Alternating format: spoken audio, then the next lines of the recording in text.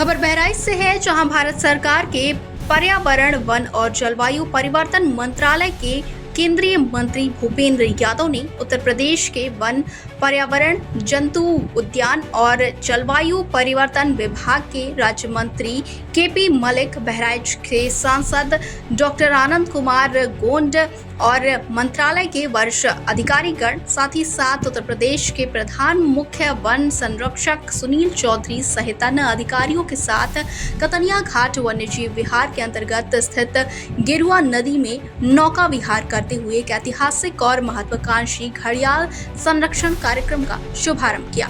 इस अवसर पर उन्होंने घड़ियाल के 1 वर्षीय बच्चों को गिरुआ नदी की स्वच्छ जलधारा में स्वच्छंद जीवन के लिए छोड़ा, जो कि इस संकटग्रस्त प्रजाति के संरक्षण की दिशा में एक सार्थक पहल है।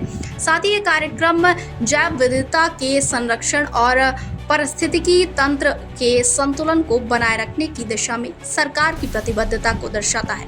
वहीं कार्यक्रम के दौरान यादव ने अपने संबोधन में कहा कि वन और वन्यजीव हमारी धरोहर हैं, जिनसे पृथ्वी का पारिस्थितिक संतुलन बना रहता है। उन्होंने ये भी स्पष्ट किया कि वन्यजीव केवल जंगलों की शोभा नहीं, बल्कि मानव जीवन के लिए आवश्यक पर्यावरणीय प्रणाली के एक महत्वपूर्ण अंग है।